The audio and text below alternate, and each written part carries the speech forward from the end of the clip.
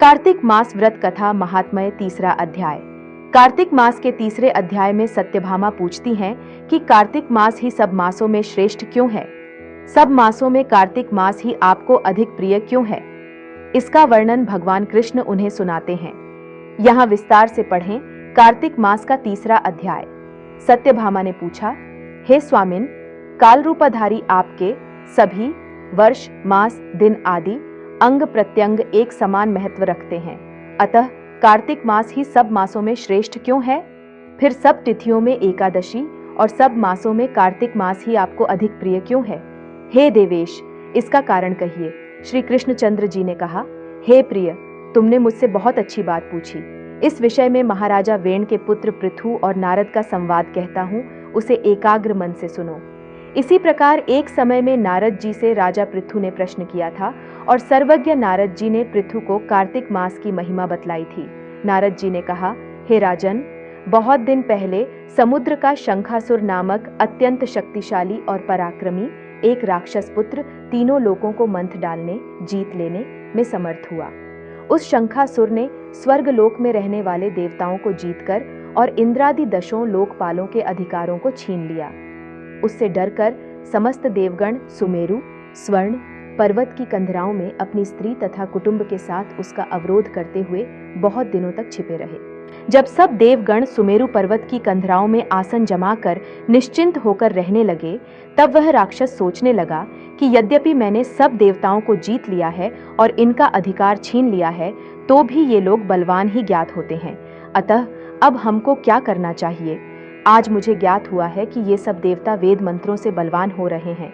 उनके वेदों को हर लेने से ये स्वतः बलहीन हो जाएंगे। नारद जी ने कहा, ऐसा मानकर शंखासुर विष्णु भगवान को सोते देख सत्यलोक से स्वयं उत्पन्न समस्त वेदों को चुरा लाया। जिस समय वह वेदों को चुरा रहा था, उसी समय बीजों के साथ यज्ञ मंत्र उसके डर से जल में छिप गए। शंखासुर भी वेद मंत्रों और बीज मंत्रों को खोजता हुआ समुद्र के भीतर घूमने लगा, किंतु वह राक्षस उन वेद मंत्रों को एक स्थान पर कहीं भी नहीं पा सका। इसी समय ब्रह्मा जी भी सब देवताओं के साथ पूजन सामग्री और उपहार लेकर बैकुंठ लोक में विष्णु भगवान की शरण में पहुंचे। श्री विष्णु भगवान को प्रगाढ़ निद्रा से जगाने के लिए गाने बजाने तथा धूप गंधादिकों से बारंबार उनका पूजन करने लगे। उन लोगों की इस आराधना से प्रसन्न होकर विष्णु भगवान जाग उठे। उस समय देवताओं ने हजारों सूर्य के तेज सदृश देदीप्यमान विष्णु भगवान को देखा। तत्पश्चात देवताओं ने विविध सामग्री द्वारा षोडशोपचार से विष्णु भगवान का पूजन करके पृथ्वी पर दंडवत किया। तब विष्णु भगवान ने उनसे कहा, हम आप लोगों के इस कीर्तन तथा मंगलगान से प्रसन्न हैं। आप लोग अपना अभीष्ट वर मांगे, मैं सहर्ष दूंगा।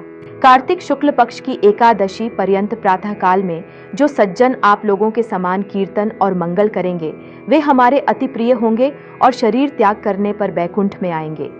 यह जो पाद्य, अर्घ्य, आचमन और जल आदि सामग्री आप लोग हमारे लिए लाए हैं, वे सब अनंत गुणों वाली होकर आप लोगों को आनंदित करेगी।